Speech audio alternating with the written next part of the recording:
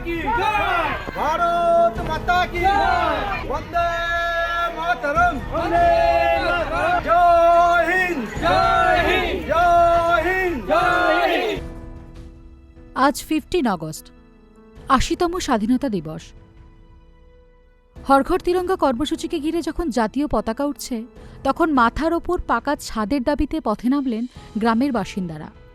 হাওড়ার কোলরা ১ নম্বর গ্রাম পঞ্চায়েতের জামদণ্ড এলাকায় শতাধিক মানুষ হাতে জাতীয় পতাকা এবং থার্মোকলের তৈরি প্রতীকী ঘর নিয়ে মিছিল করেন। আবাস যোজনায় আবেদন করেও এখনও বাড়ি না পাওয়ার অভিযোগ তুলে এদিন সরব হন এলাকার বাসিন্দারা। তাঁদের বক্তব্য, দীর্ঘদিন ধরে সরকারি আবাস প্রকল্পের সুবিধার অপেক্ষায় রয়েছেন তারা।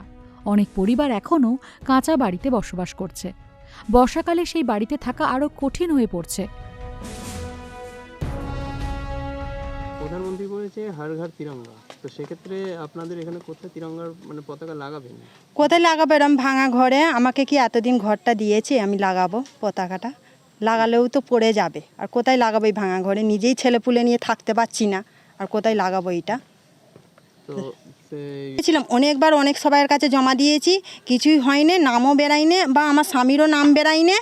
বললেই বলে তোমাদের নাম লিস্টে নেই, আমরা কোত্থেকে দেবো এই নামটা, কোত্থেকেই বা ঘরটা দেবো, এরকম করে আমাদের প্রতি বারে বারে আমাদের করে গেছে। তো আমার স্বামীও জমা দিয়ে তিনিও ফেল হয়ে গেছে, তারও ভালো লাগে না, বলছে থাকিয়ে, আর আমাকে আজকেও যেতে বারণ করছিল, বলছে থাকিয়ে আর ঘর আমাদের হবে না, ছেড়ে দে। পাবলিক প্রতি বছর ভোট দিচ্ছে, সেটা তো একটা কিছু সরকারের পাওয়ার আশাতেই সে ভোটটা দিচ্ছে।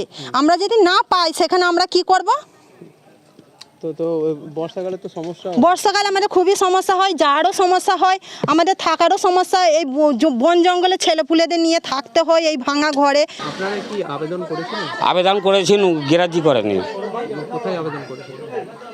পঞ্চায়েতে ডাক করেছিলাম, লোক এসেছিল, তারা ঝামেলাও করেছিলাম, এলো না আমার কাছে। আমরা একটু অন্য পার্টি করি বলে, আমরা বিজেপিতে আসছি বলে আমাদের গ্রাহ্য করেনি। কত সালে আবেদন করেছিলেন? এর আগে 5 বছর 6 বছর আগে করেছিলাম, আসেনি। আর এই কিছুদিন আগে ডাক করেছি, তাও আসেনি। না, আজকে এসেছিল, আমরা বাড়িতে আসেনি। কিন্তু কেন এরকম করলো? আমরা অন্য পার্টি করি বলে, আমরা একটু বিজেপি করি বলে। তো আপনারা এই বিষয়ে কাউকে জানিয়েছিলেন? যায়নি যে পার্টির লোককে আমাদের। তো খুবই অসুবিধা হচ্ছে, জলের আমরা থাকতে পারি না, আমরা দৌড়েতে পেপার দিয়ে জাগিয়ে থাকি। গ্রামবাসীরা বলছেন, হর ঘর তিরঙ্গা কর্মসূচির কথা বলা হচ্ছে, অথচ বহু মানুষের মাথার উপর স্থায়ী ছাদই নেই। সেই প্রশ্ন থেকেই উঠে আসে তাঁদের স্লোগান, আগে বাড়ি পরে পতাকা। আমাদের তো ঘরই নেই, কোথায় তিরঙ্গাটা লাগাবো? ঘর থাকলে তবু তো তিরঙ্গাটা লাগাবো। তো আমরা চাই স্বাধীনতা সফল হোক এবং আমরা পশ্চিমবঙ্গটা আরও সফল হোক। স্থানীয় বিজেপি নেতৃত্বের অভিযোগ, আবাস পাওয়ার যোগ্য হওয়া সত্ত্বেও এলাকার অনেক পরিবার এখনও প্রকল্পের সুবিধা থেকে বাদ পড়েছে। আজকে সাংডাইল বিধানসভার অন্তর্গত কোরলা 1 নম্বর অঞ্চলের 72 নম্বর বুথের প্রায় 100খানা ফ্যামিলি ঘর পায়নি, এখনও পর্যন্ত ঘর পায়নি।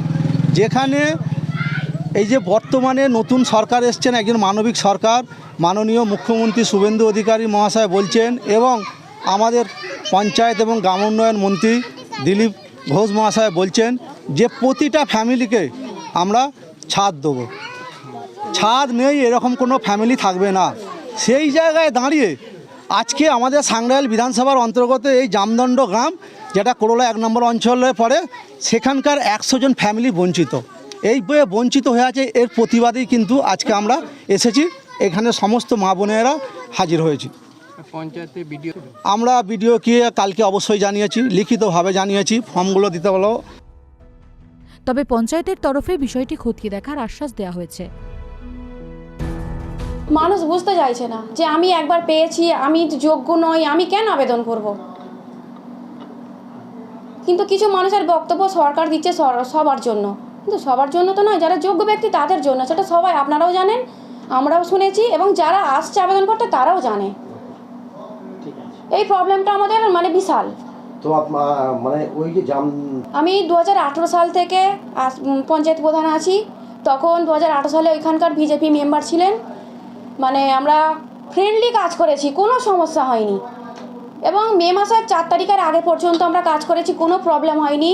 তারপরেও ওইখানকার যারা এলাকার সদস্য ওইখানকার বিজেপি নেতারা আছে, ওনাদের সাপোর্টে কাজ করছে, ওনাদের পরিচালনা ওনারা করছে, আমাদের মেম্বার ওনাদেরকে নিয়ে কাজ করছে। কোনো অভিযোগ ছিল না। আজকে আমি হঠাৎ করে আপনাদের কাছ থেকে এই অভিযোগটা শুনছি, এর আগে কোনো অভিযোগ আসেনি। প্রশাসনের তদন্তে প্রকৃত উপভোক্তাদের তালিকা স্পষ্ট হলে সমস্যার সমাধানের পথও সহজ হবে বলে মনে করছেন স্থানীয় বাসিন্দারা।